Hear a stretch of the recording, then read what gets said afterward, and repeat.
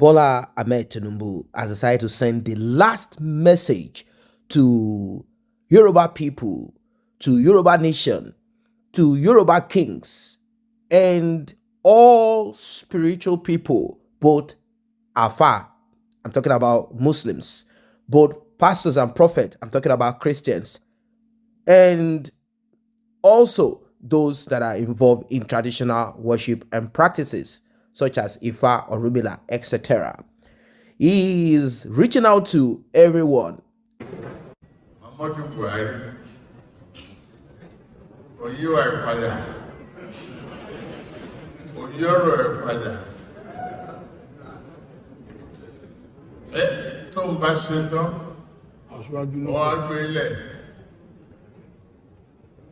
kan ṣe tán ọdún ń wọ́nà láti fi kún.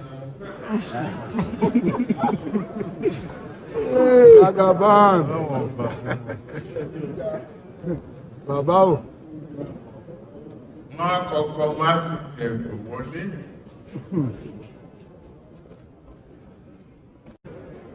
A ti ṣe iṣẹ́ tó yẹ ká ṣe.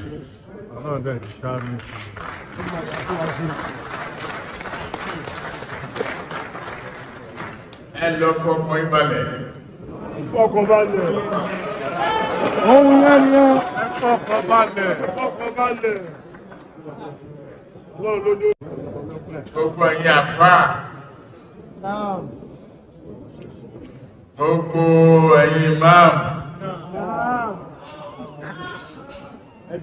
Àwọn ń bí. Àwọn ọ̀dá ni. Ẹ má dáwọ́ tírà dúró.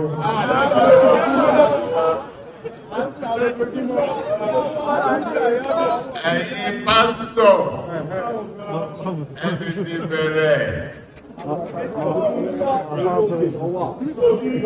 Holy Ghost látàlẹ́ lọ.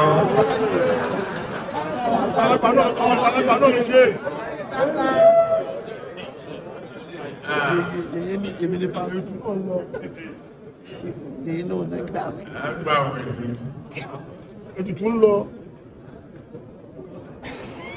Àgbẹ̀fẹ̀ wálé. Àwa náà máa yọ̀. Àwa náà máa jáwé olúborí.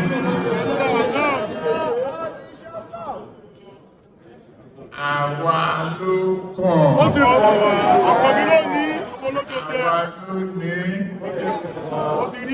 Bola Ahmed Tinubu, like every other candidate, has crossed his T's and dotted his I's, hoping that the election will come out in his favor. He fought real hard for this. Yes, he really fought real hard. It wasn't something that was placed on the table or offered to him on a platter of gold. Now, you heard what he said. Many people might not know who he's referring to when he talked about Buhari's unwavering support for him. He said, unlike some people who have had the opportunity to serve, they still want to serve again, meaning they do not want someone else to drink water from the cup that they are drinking from. And he's referring to Vice President Yemi Osinbajo, that he helped to become Vice President of Nigeria. You know, Osinbajo and Tinubu, they've gone way back in Lagos. I mean, they've gone way back. For VP Osinbajo to have pulled that at that time, knowing fully well that Tinubu wants to be president of Nigeria, it's a big thing. It's a big thing, and I don't think that Tinubu will forgive. Now that he's repeating it, it means that once he becomes president of Nigeria, he might want to retaliate. Maybe Osinbajo will have to escape out of Nigeria because Tinubu feels very hurt. No matter what people want to say, let us just be realistic about it. Whatever it is, even among criminals, among thieves, you know, just imagine you help someone who had never thought about it. Osinbajo just said it. We are not making up the story. He said he was in his home in Abuja where he was working on a case, and he was to appear in court. And all of a sudden, he got a call in the middle of the night that he needs to rise up right now and meet. And it's like, seriously? Meet for what? They said, you have been selected to be the vice president. Like, seriously? It means he never thought about it. This was offered to him on a platter of gold. He didn't work for it. Now, like I said before, Tinubu and Osinbajo, they go way back, way back, way back. So he should have learned one or two things about Tinubu. Maybe they just had that friendship based on professional or whatever politics. Not really that Osinbajo is a politician. Neither has he even won local government or whatever in his own part of Ogun State where he's from.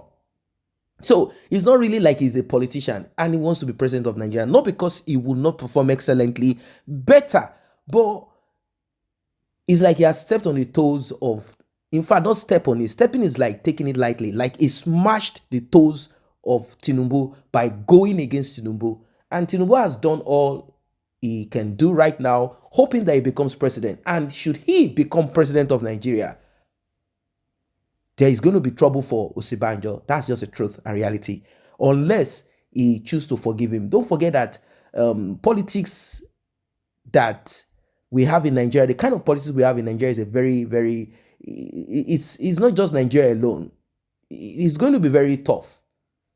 Tinubu definitely will write down names of people that he knows personally went against him. I'm not saying that that is supposed to be, I'm not saying he's a tyrant, but I'm talking about personal vendetta, not just, oh, this person supported that one. Of course, everyone has the right to choose whoever they want to support, but I'm talking about people that he felt that he did all for.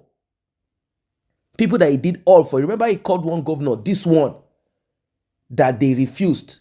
I'm talking of governor of Ogun State, where Osinbajo is from. He realized that the governor was rooting for Ogun State man like him. You see? So Nigeria is not only about tribe. We have religion, ethnicity, this and that involved in our decision and whatever it is that we do. So right now, he has said what he needs to say. He's hoping that all hands on deck will come together. You know, he's hoping that people will just do what they need to do for him, vote for him, and make him the president of Nigeria. It is not going to be easy. It is not going to be easy. That is because the efforts, probably the last effort, I don't know, maybe that is what Buhari wants to do. Like, you know what, at the end of the day, I'll allow him to run through the mud and swim through everything. If he can finally clinch this ticket and do his campaign and get to this point, I will know how to go around INEC to make sure that nothing happens and Tinubu ends up winning. We don't know. I'm just kind of speculating this thing.